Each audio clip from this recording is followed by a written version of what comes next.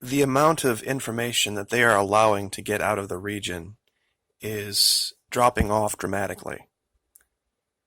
The only articles that can be found now are in foreign languages, at least up-to-date, reliable articles. And the virus seems to be shifting its location. While they are reporting a decrease in one location, they are starting to find increases in quote-unquote suspicious deaths in other regions. So they have to have this time to tear everything down and move to those new regions, set everything back up, and then start reinvestigating this again. While many people are thinking the story is going away, it's not. It's just being suppressed for a couple of different reasons. There is one article out, though, that I think would illustrate this well, this idea of this virus transmitting in ways other than what they are reporting. I'm sure many of you are inclined to listen to the authorities and believe willingly that it's just through contact with vomit or feces or urine or blood or something like that, and that you have to be very close to the person to get it. Of course, some others of you have actually seen the writing on the wall and realize it's airborne, that you can get this just by being in the same room with someone. Now, let's start here. This is actually an article that talks about different species that are going extinct around the world. And they make just a mention of the lowland gorilla in Uganda and Rwanda. And let's see if I think I might have scrolled right by it. Here it is. Experts say that the lowland gorillas of western Central Africa have suffered massive population declines from Ebola outbreaks. Now, let's just put our thinking caps on for a minute. Many people have said, when I asked, where did person 1, where did patient 0 get infected with Ebola to start this particular outbreak, if there is a patient 0?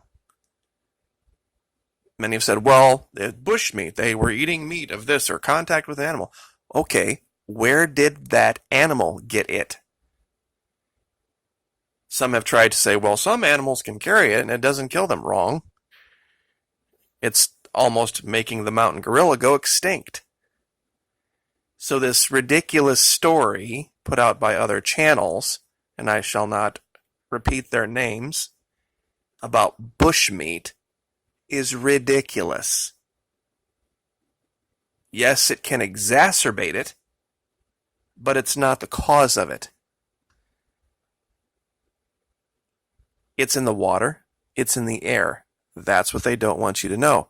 And it's very important, I think, to keep all of the stories regarding this in our consciousness in a chronological way, so that we can look back last year. What were they saying? 9 months ago, what were they saying? 6 months, 3 months. Look at the numbers and look how the story changes. This is just from 20 May. That's like, what, 13 days ago? And it was 1,200 deaths at that time. This is 30 May. 1,287 deaths. 2 June. 2,000 people infected. Deceased already exceed 1,300. But you got to dig for this stuff to find it.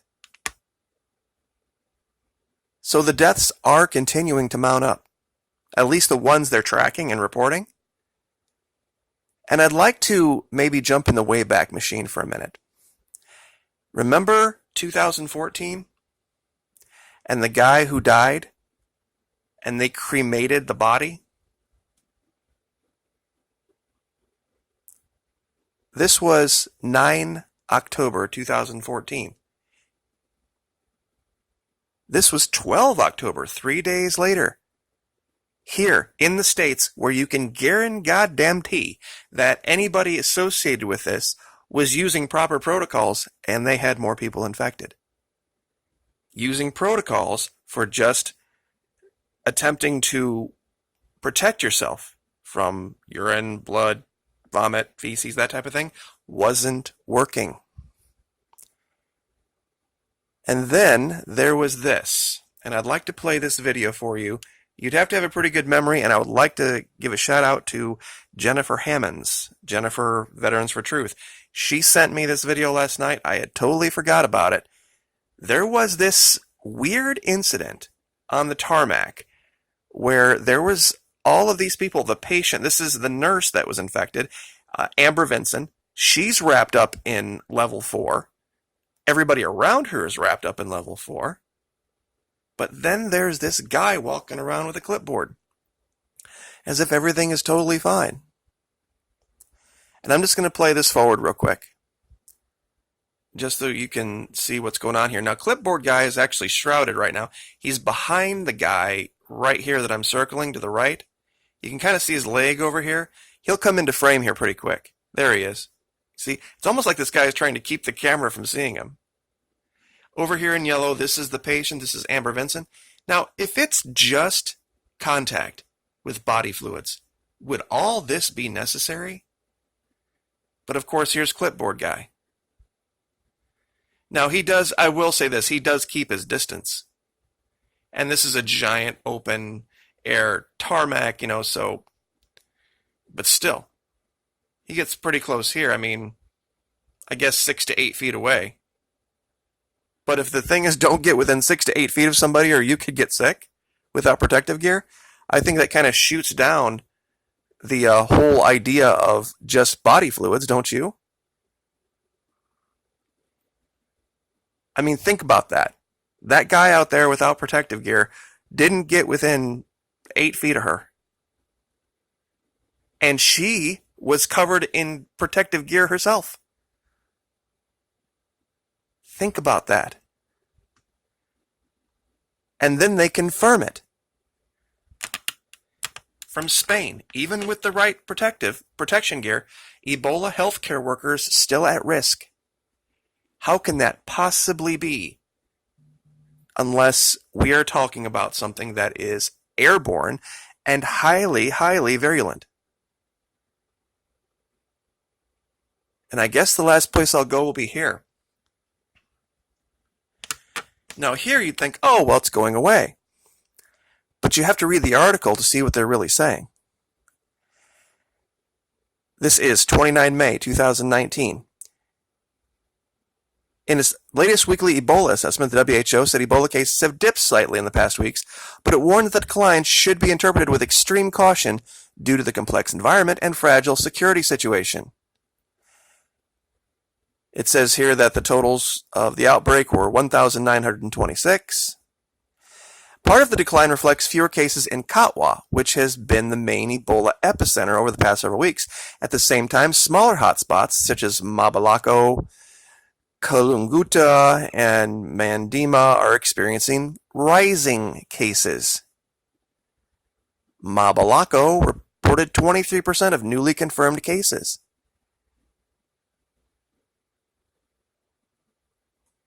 This is an issue of tracking. This is an issue of reporting. And they go on. New cases in 3 hotspots. Katwa, Butembo, and Mabalako, or what the hell ever this is. And then they have these suspected cases and things they call suspicious deaths. And then people just dying and being buried and nobody reporting it at all. There could be tens of thousands of cases across Africa. But they realize, hey, if we don't report it, nobody's going to, ask us any more questions.